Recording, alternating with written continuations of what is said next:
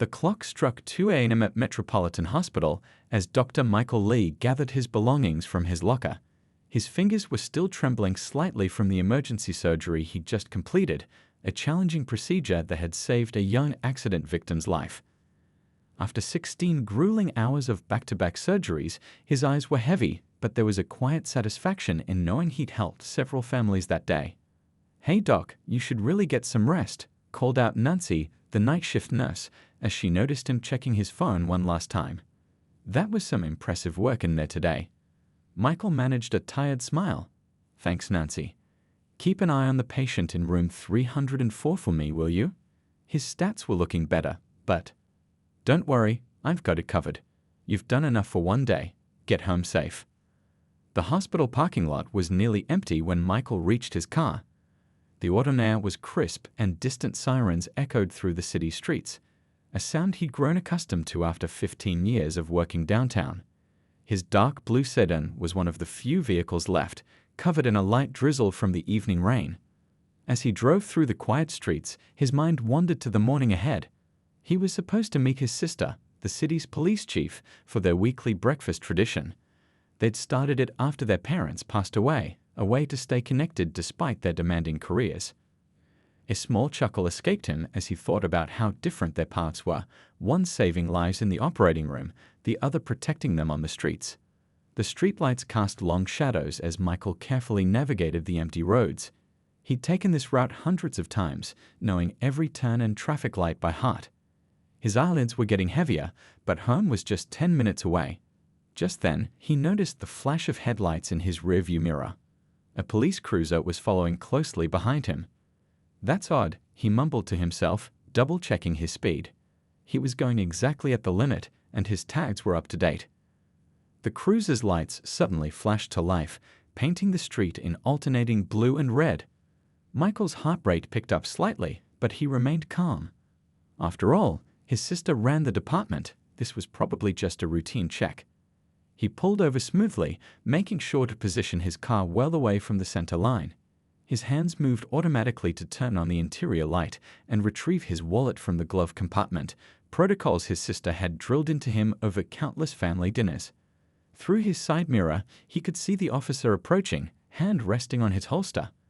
The beam of a flashlight swept through his car as the officer reached his window. Michael kept his hands visible on the steering wheel, just as his sister had always advised. But something felt different about this stop. The officer's stance was tense, aggressive even, unlike the professional demeanor he was used to seeing at police family gatherings. "License and registration," the officer barked, his tone sharp and accusatory. Michael noticed the nameplate read Officer Wilson as he carefully reached for his documents. "Good evening, officer," Michael replied calmly, his doctor's training kicking in, the same steady voice he used to reassure nervous patients. "I'm just heading home from my shift at Metropolitan. I'm Dr. Lee, the chief's brother." "Step out of the vehicle." Officer Wilson cut him off, his hand tightening on his holster. Now, the situation was rapidly spiraling in an unexpected direction. Michael's mind raced, should he call his sister? But reaching for his phone now might escalate things further. Through the fog of exhaustion, one thought became crystal clear. This routine traffic stop was about to become anything but routine. Behind them, a few early morning workers had stopped on the sidewalk, phones raised. In the distance, another police cruiser's sirens wailed, growing louder. The chilly night air suddenly felt electric with tension, and Michael realized this was going to be a much longer night than he'd planned. Looking back at Officer Wilson's stern face, illuminated by the harsh patrol car lights, Michael couldn't help but think about the irony of the situation. Here he was, the brother of the police chief, about to experience firsthand the kind of incident his sister worked so hard to prevent in her department. If only he'd taken the other route home tonight. If only he'd left the hospital a few minutes earlier. If only. The cold air hit Michael's face as he carefully stepped out of his car, his surgical scrubs still visible under his jacket. The blue and red lights painted strange shadows across the empty street, and somewhere nearby, a dog started barking at the commotion. His legs were stiff from the long hours of surgery, making his movements slower than usual. "Keep your hands where I can see them," Officer Wilson commanded, his voice carrying an edge that made Michael increasingly uneasy. The officer's flashlight beam darted around, creating harsh shadows that made everything feel more threatening than it should. "Officer, I think there's been a misunderstanding," Michael said softly, using the same calm voice he used with anxious patients before surgery. "I'm Dr. Lee from Metropolitan Hospital. I just finished my shift and—" "Against the car now?" Wilson interrupted, taking an aggressive step forward. "Spread your legs, hands on the hood." A small crowd had begun to gather across the street. Michael could see the glow of phone screens recording the scene, and his heart sank. He thought about all the similar videos he'd watched on the news, never imagining he'd be the one in this position. "Officer Wilson," Michael tried again, carefully placing his hands on his car's hood. The metal was cold and damp from the earlier rain. "If you just check my ID, you'll see I'm the chief's brother. You can call her to verify." "Oh, now you're name-dropping?" Wilson scoffed, roughly patting him down. "You know how many people claim to know the chief. Let me guess, you're also best friends with the mayor." The irony of the situation wasn't lost on Michael. Just last week, at their regular family breakfast, his sister had been discussing new de-escalation training for the force. She'd been so proud of the progress they were making. Now here he was, experiencing firsthand what appeared to be every wrong way to handle a routine traffic stop. "Sir, I have my hospital ID in my wallet," Michael persisted calmly, though his heart was racing. "Along with my driver's license and medical credentials. I just performed emergency surgery on a teenager. Whoa. Playing doctor now, are we?" Wilson cut him off again, his tone dripping with sarcasm. "You match the description of a suspect we're looking for. Dark sedan, male, similar build." A second patrol car pulled up, its headlights illuminating the growing scene. The new officer, a younger man with a concerned expression, stepped out and approached cautiously. "Everything all right here, Wilson?" the new officer asked, taking in the situation. "Got a possible match for the Highland Park dealer," Wilson replied, still holding Michael against the car. "Claims he's some kind of doctor." The younger officer's flashlight beam moved across Michael's hospital ID badge, which was still clipped to his scrubs. His eyes whitened slightly. "Wilson, I think we should." "I've got this under control," Wilson snapped, reaching for his handcuffs. The metal clicked coldly in the night air. Across the street, someone in the crowd called out, "Hey, that's Dr. Lee. He saved my mom last month." But Wilson seemed determined to ignore any evidence that might contradict his assumptions. Michael could feel his arms being pulled behind his back, the handcuffs cold against his wrists, the same wrists that had just spent hours performing delicate surgery. He thought about his patients, about the morning rounds he was supposed to do in a few hours, about the breakfast he planned with his sister. "Officer," Michael tried one last time, his voice steady despite the situation. "I understand you're doing your job, but this is a mistake. Those people across the street know me. The hospital can verify my identity. My sister, the chief, is probably still awake. One phone call." "You have the right to remain silent," Wilson began reciting, tightening the handcuffs. "Anything you say can and will be used against you." The younger officer had stepped back to his patrol car, speaking quietly into his radio. Michael caught fragments of the conversation. Possible situation. Need to verify. Chief's brother. The crowd across the street had grown larger, their murmurs getting louder. Several people were openly filming now, and Michael could hear snippets of their conversations. "That's the surgeon from Metro. Can't believe this. Someone call the chief." As Wilson began leading him toward the patrol car, Michael caught his reflection in his car's window. Still in his scrubs, surgical cap half falling out of his pocket, the absurdity of the situation struck him. 12 hours ago, he'd been saving lives in the operating room. Now he was being arrested in the middle of the night, his years of service to the community seemingly meaning nothing in this moment. The back of the patrol car loomed before him, its interior dark and uninviting. As he was about to be pushed inside, the radio on Wilson's shoulder crackled to life. A familiar voice, one that made Wilson freeze mid-motion, came through clear and sharp. "All units in the vicinity of 5th and Main, hold position. Chief responding to scene."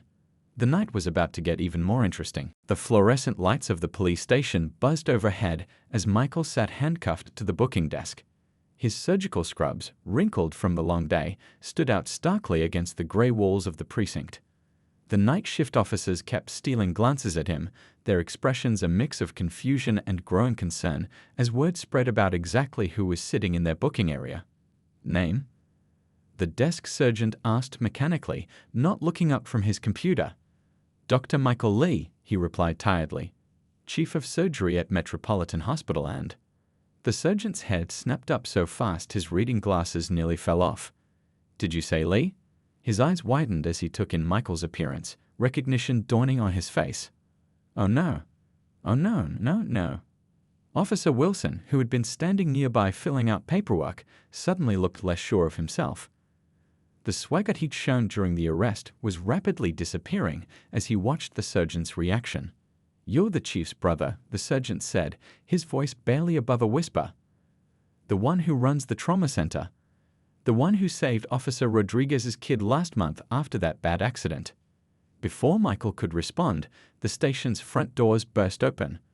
A group of nurses from Metropolitan Hospital, still in their scrubs, rushed in. They had heard about the arrest from the night shift gossip network that connected the hospital to the police station. That's our head surgeon, one of the nurses called out. He just spent 16 hours saving lives today. What is wrong with you people? The desk sergeant was already frantically typing on his computer, pulling up Michael's file. His hands were shaking slightly as images appeared on the screen. Hospital ID, medical license, and most importantly, his family connections to the department. Wilson, the sergeant called out, his voice stern. A word. Now. As they moved to a corner, their heated whispers carried across the quiet station. Do you realize what you've done? Did you even run his plates before the arrest? Did you check his ID? Wilson's face had gone pale. He matched the description of what? The sergeant cut him off. A respected surgeon in surgical scrubs, with hospital ID, driving home from a long shift. The brother of our chief, that description. The station's atmosphere had shifted dramatically. Officers who had initially ignored the booking were now hovering nearby, some making calls, others watching the security footage of the arrest on their computers. The night shift dispatcher was overheard saying into her headset, "Yes, Chief, he's here at the station." "No, ma'am, I don't know how this happened." Michael's wrists were starting to ache from the handcuffs. He thought about the irony. These same hands had performed microscopic sutures just hours ago, and now they were bound behind his back. A young officer approached him nervously with a paper cup of water, looking like he wanted to help but wasn't sure if he was allowed to. The nurses from the hospital had started a small commotion at the front desk. "We have patients who need him in 6 hours," one insisted. "Do you know how many surgeries are scheduled tomorrow?" Through the growing chaos, Michael remained surprisingly calm. Years of handling emergency room crises had taught him that panic never improved a situation. He watched as more officers gathered around a computer screen, presumably reviewing the bodycam footage from his arrest. "Oh man, look at this part," one officer muttered. He literally told Wilson who he was right at the start. "And there's his hospital ID, clear as day." Wilson is done for. The station's back door opened and a hush fell over the room. Heavy footsteps echoed through the suddenly silent precinct. Michael didn't need to turn around to know who had arrived. He recognized his sister's determined stride from years of family gatherings. The chief of police stood in the doorway, still in her formal uniform despite the late hour. Her face was a mask of professional calm, but Michael could see the storm brewing in her eyes. The same look she'd had when they were kids, and someone had wronged her little brother. "Someone," she said, her quiet voice carrying across the dead-silent room, "had better start explaining why my brother is in handcuffs. And I suggest you start with the part where you ignored his medical ID, his hospital credentials, and apparently basic police procedure." Officer Wilson looked like he wanted the floor to open up and swallow him whole. The desk sergeant was frantically shuffling papers, probably hoping to find something, anything, that would justify this situation. The nurses from the hospital had stopped their protests, watching the scene unfold with barely concealed satisfaction. The chief walked slowly to the booking desk, each step measured and deliberate. The click of her boots against the floor seemed to echo the racing heartbeats of every officer present. She stopped directly in front of Wilson, her expression unreadable. Officer Wilson, she said, her voice professionally neutral but carrying an undercurrent of steel, I believe we need to have a conversation about proper arrest procedures, racial profiling, and the consequences of ignoring department protocols. But first, she turned to look at her brother, still handcuffed to the desk. Get those cuffs off my brother, now. As a junior officer scrambled to comply, the chief continued, I want every piece of documentation from tonight. Bodycam footage, dashcam, witness statements, all of it. Every officer involved, in my office, first thing in the morning. She paused, looking around the room. And someone get me the contact information for those citizens who were filming across the street. They're about to become key witnesses in an internal affairs investigation. The handcuffs finally came off, and Michael rubbed his wrists, catching his sister's eye. In that brief glance, volumes were spoken, her silent apology, his understanding, and their shared recognition that this incident was about to change things in the department. Dr. Lay, she said formally, maintaining professional distance despite their relationship, I believe you have patients waiting for you in a few hours. Officer Chen will drive you home. She turned back to the gathered officers, her voice carrying the weight of command. As for the rest of you, this night is far from over. The next morning arrived with a weight of tension hanging over the police department. The chief sat in her office, surrounded by stacks of documentation and multiple screens displaying different angles of last night's incident. The morning sun cast long shadows across her desk as she reviewed the footage for what felt like the 100th time. Her brother's calm voice played through the speakers. Officer, I think there's been a misunderstanding. She paused the video, taking a deep breath to maintain her professional composure. A knock on her door interrupted her thoughts. Come in, she called out, straightening in her chair. The head of internal affairs entered, carrying even more files. Chief, you need to see this, he said, placing a thick folder on her desk. We've been reviewing Officer Wilson's past incidents. There's a pattern here that we somehow missed. She opened the folder, scanning the contents. Her expression darkened as she flipped through page after page of civilian complaints, each bearing a striking similarity to what happened to her brother. How did these complaints get buried? She asked, her voice tight with controlled anger. Some of these date back months. That's not all, the internal affairs officer continued, pulling up more files on his tablet. The dashboard camera from last night picked up some interesting conversations before the stop. Wilson and his partner were profiling vehicles based on. He trailed off, letting her read the transcript herself. Outside the chief's office, the department was buzzing with activity. The video of Dr. Lee's arrest had gone viral overnight.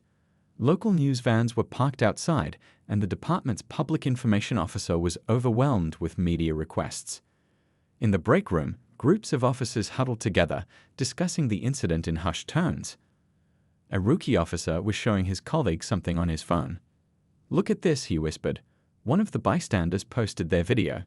You can clearly hear Dr. Lee explaining who he is, showing his hospital ID, everything. Wilson just wouldn't listen. I heard he saved Officer Thompson's mother last month, another officer added. Complex heart surgery. She would have died without him.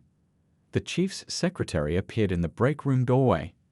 The Community Oversight Board is here for the emergency meeting, she announced, her voice carrying a note of urgency. Meanwhile, at Metropolitan Hospital, the morning shift was equally abuzz with discussion. Dr. Lee had arrived for his surgeries right on schedule, showing no signs of the previous night's ordeal. His colleagues watched with admiration as he moved from patient to patient, his dedication unwavering. Did you hear what happened to Dr. Lee last night? One nurse whispered to another as they checked on patients. I was there at the station, the second nurse replied. You should have seen the chief's face when she walked in. I've never seen someone so professionally angry. Back at the police station, the chief was now sitting in the conference room with the oversight board. The atmosphere was tense as they reviewed the evidence together. This incident has brought to light several systemic issues, one board member stated, adjusting his glasses.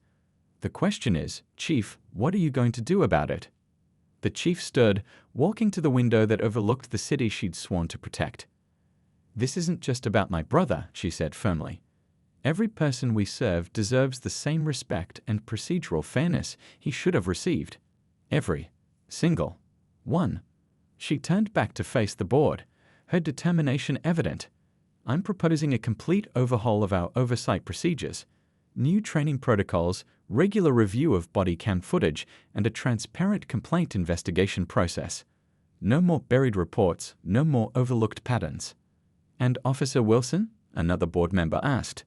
He's been placed on immediate administrative leave pending a full investigation, but this goes beyond one officer. We need to examine how these behaviors were allowed to continue unchecked. As she spoke, her phone buzzed with a message from her brother. Still on for breakfast tomorrow? Think we have a lot to talk about. A small smile crossed her face as she typed back, wouldn't miss it. You're choosing the place this time. In her office, the screen still displayed frozen images from last night's incident. Each frame told the story, not just of one wrongful arrest, but of a system that needed change. On her desk, next to the growing pile of reports, sat a framed photo from last year's police family picnic. Her and her brother smiling, unaware that their personal lives and professional duties would collide in such a dramatic way. The department's PR officer appeared at her door. Chief, the press is asking for a statement. How do you want to handle this? She looked at the photo one more time before standing.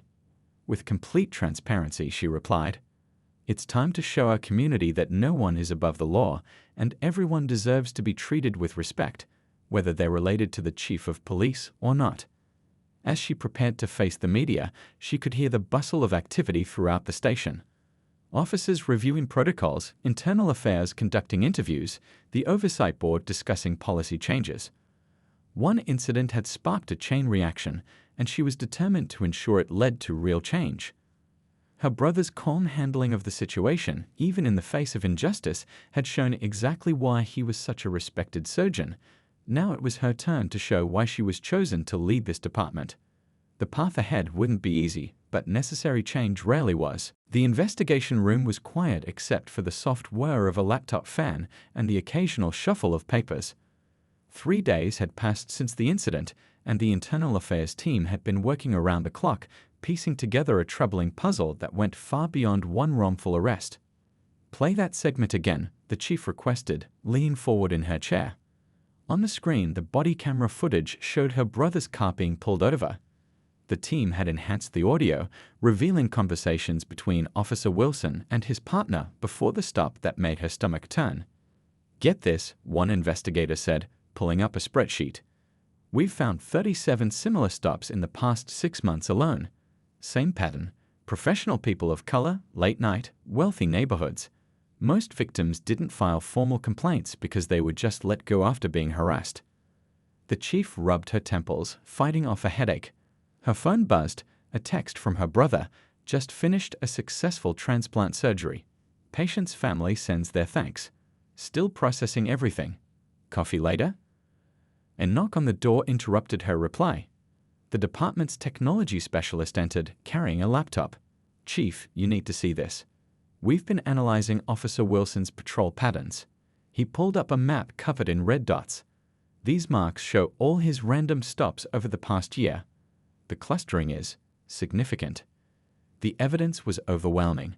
What had started as an investigation into one incident had uncovered a years-long pattern of discriminatory policing that had somehow slipped through the cracks. Meanwhile, across town at Metropolitan Hospital, Dr. Lee was finishing his rounds. The incident had unexpectedly opened up important conversations among his medical staff about their own experiences with law enforcement. You know, a young resident said during their break, something similar happened to my cousin last year. He was too afraid to report it. Dr. Lee nodded, understanding. That's exactly why we need to speak up. Change only happens when people are willing to shine a light on these issues. Back at the police station, the chief was meeting with her command staff. The room was tense as she laid out the preliminary findings. This stops today, she declared, spreading documents across the conference table. Every single traffic stop from the past year will be reviewed. Every complaint gets investigated, no matter how minor it seems. And we're implementing immediate changes to our oversight procedures. One captain raised his hand. The union might push back on this. The chief's response was immediate. Let them. I'd rather fight the union than lose the trust of our community. What happened to my brother happens to people every day who don't have the advantage of being related to the chief of police. That ends now. As if on cue, her phone lit up with a news alert. The viral video of her brother's arrest had sparked a nationwide conversation. Other departments were facing similar reckonings, and community leaders were calling for systemic changes. Later that evening, the chief and her brother met at their favorite coffee shop, the same one they'd been going to since they were kids, where the owner still remembered their usual orders. "How are you really doing?" she asked, studying her brother's face. He stirred his coffee thoughtfully. "You know what's strange? In the operating room, I have protocols for everything. Triple checking, safety measures, peer review. One mistake could cost a life. Why shouldn't law enforcement have the same standards?" "We're implementing new protocols," she replied. "But I keep thinking, if this hadn't happened to you, then maybe nothing would have changed," he finished. Sometimes it takes something personal to open our eyes to what others have been experiencing all along. The coffee shop television was showing footage from a community meeting where residents were sharing their own stories of similar encounters. The chief watched, really listened, to experiences she might have dismissed as exaggerations just a week ago. Her brother touched her hand. "Remember when we were kids and you said you wanted to be chief to make things better? This is your chance." She nodded, pulling out her tablet. "Look at these new training procedures we're developing. I want your input, from a medical perspective, how you handle high-stress situations without letting bias affect your decisions." As they discussed ideas, mixing their professional expertise with personal insight, other customers in the coffee shop watched the siblings with interest. The local paper had run their story on the front page, the chief of police and her surgeon brother working together to turn a negative experience into positive change. Outside, the city continued its usual rhythm, but something was shifting. In police briefing rooms, officers were having difficult but necessary conversations. In community centers, people were sharing their stories with a new hope of being heard. At the hospital, Dr. Lee's experience had created a bridge between medical professionals and law enforcement, opening dialogues about mutual respect and understanding. The chief's phone buzzed again, another media request for an interview.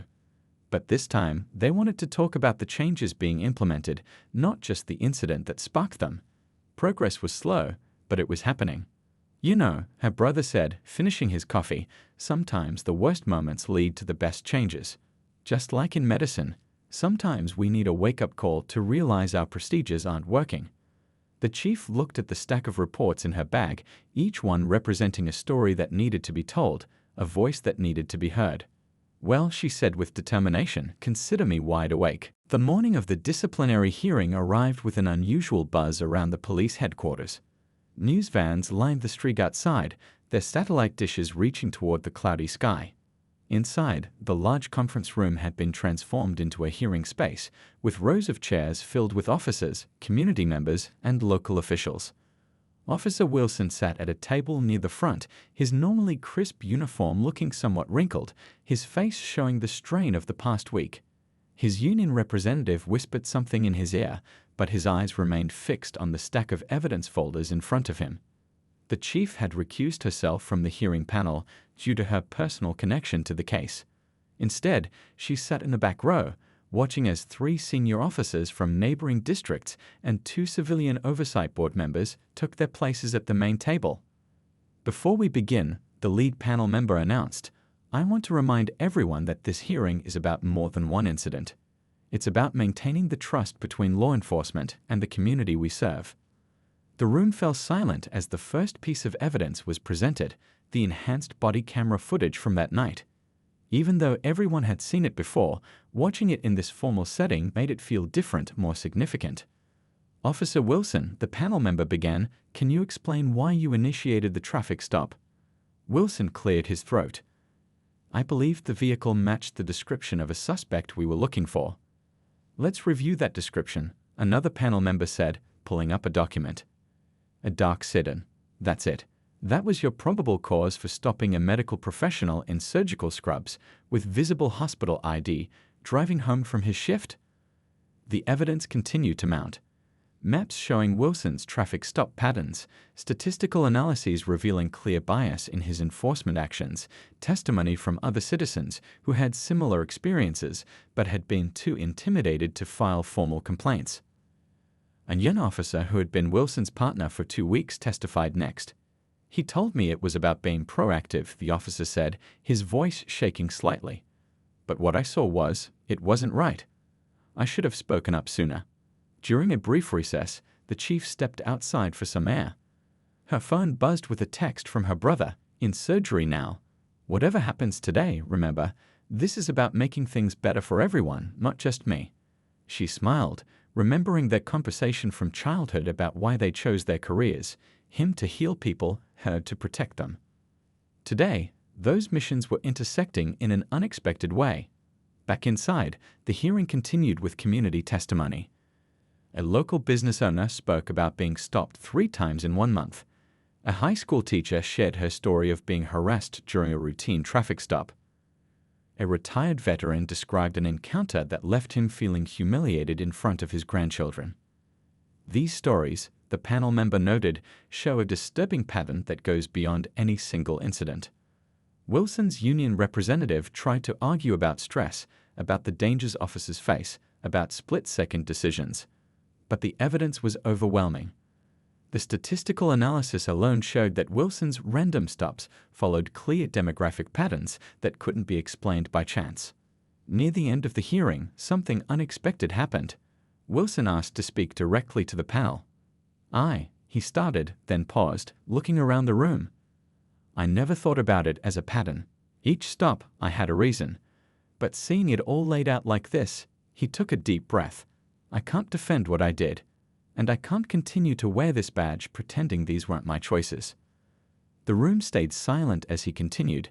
Dr. Lee could have died that night if things had gone differently. "A man who saves lives every day could have lost his because I refused to see what was right in front of me. I'm sorry isn't enough, but it's where I have to start." The chief watched from her seat, seeing the impact of his words ripple through the room. This wasn't just about punishing one officer, it was about acknowledging a problem that had been ignored for too long. As the hearing neared its end, the panel prepared to deliberate. But the changes were already beginning. Outside, protesters who had gathered expecting to demand justice were now engaged in constructive discussions with officers about community policing. Inside the hospital across town, Dr. Lee was finishing another successful surgery.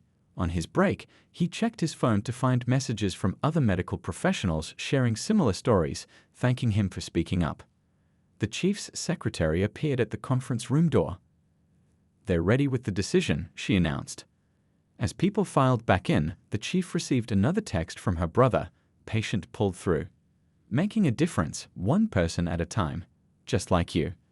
The panel members returned to their seats, their faces serious but determined. The lead member picked up his microphone, and the room held its breath, knowing that whatever came next would set a precedent for departments across the country. "This hearing," he began, "has shown us that real change requires more than just disciplinary action. It requires a complete revaluation of how we serve and protect our community." 3 months after the hearing, the city's police department looked very different. The morning sun streamed through the windows of the newly established Community Oversight Office, where civilian volunteers worked alongside officers to review body camera footage and complaint reports. The chief stood at her office window, watching a training session in progress down in the courtyard. New officers and veterans alike were participating in a revolutionary program that brought together medical professionals, community leaders, and law enforcement. Her brother was there, sharing his experience with the newest class of recruits. His voice carried up through the open window. "In the operating room, we have a saying, check your assumptions at the door. Lives depend on seeing things as they are, not as we assume them to be." Her phone buzzed with a text from Officer Wilson's former partner. "You should see this." Attached was a link to a national news story about departments across the country adopting their new training protocols. The changes hadn't been easy. Some officers had resigned rather than adapt to the new standards. Others, surprisingly, had become the strongest advocates for reform. The station walls, once bare, now displayed charts tracking stop statistics, complaint resolutions, and community feedback, complete transparency for anyone who walked in. Down in the training yard, A young recruit raised her hand. "Dr. Lee, how do you handle high-pressure situations without letting bias affect your decisions?" "Good question," he replied, setting down his coffee. "In surgery, we use checklists, team feedback, and constant self-awareness. One wrong assumption can cost a life. Sound familiar?" The officers nodded, taking notes. The chief smiled, remembering their conversation at the coffee shop that had sparked this idea of bringing medical protocols into police training. Later that afternoon, she attended a community meeting in the same neighborhood where her brother had been wrongfully arrested. The difference was striking. Where there had once been tension and distrust, there was now dialogue. Residents shared their experiences openly, and officers listened, really listened. An elderly gentleman stood up to speak.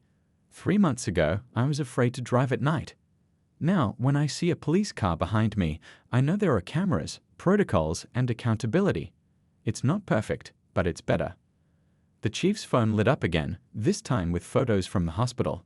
Her brother was hosting a group of officers in the surgery observation room, teaching them about split-second decisions and the importance of thorough protocols. One photo showed the officers' faces as they watched a complex procedure, understanding dawning in their expressions as they saw the parallels between their work and the medical team's precision and teamwork. Back at the station, the chief reviewed the latest statistics. Traffic stops were down, but successful arrests were up. Community complaints had dropped significantly, while voluntary cooperation had increased. The data told a story of real change. A knock on her door interrupted her thoughts. A young officer entered, carrying a familiar-looking file. "Chief, remember those old complaints we found during the investigation? We've reopened them all. The review board has some findings you should see." She opened the file, reading case after case of previously dismissed complaints. Each one was being properly investigated now, each voice finally being heard. It wasn't just about correcting past wrongs, it was about preventing future ones. Her brother's words from the hearing echoed in her mind. Sometimes it takes a personal experience to open our eyes, but once they're open, we have a responsibility to keep them that way. The sun was setting as she prepared to leave for the day. On her desk sat 2 framed photos, one from their childhood, showing her and her brother in police and doctor costumes for Halloween, and a recent one from the first graduation ceremony of officers who had completed the new training program. Her phone buzzed one last time. Her brother had sent a picture from his office at the hospital. He was wearing a police training observer badge while reviewing case files. His message read, "Never thought my surgical protocols would end up in a police manual. Life's funny that way." She smiled, gathering her things. Tomorrow would bring new challenges, but today had shown how far they'd come. The incident that could have torn the department apart had instead rebuilt it, stronger and more accountable. As she walked through the station, she overheard a veteran officer telling a rookie, "You know, before all this happened, I thought body cameras were about catching us doing something wrong. Now I understand. They'd protect everyone, officers included. Truth is truth, no matter which side of the badge you're on." Outside, the city buzzed with evening activity. A patrol car rolled past, its officer waving to kids playing basketball. In the hospital parking lot across town, her brother was probably just starting his rounds, continuing his own mission of saving lives. The chief paused at her car, looking back at the station. The new sign above the door read, "To protect, serve, and listen." Simple words, but they had taken on a deeper meaning these past months. Her final text of the day was to her brother, "Breakfast tomorrow? Your turn to pick the place." His reply came quickly, the usual spot, bringing some new ideas for next month's training. "Also, you won't believe who stopped by the ER today. Remember that kid from last week's community meeting? Turns out he wants to be both a doctor and a police officer." She smiled, putting her phone away.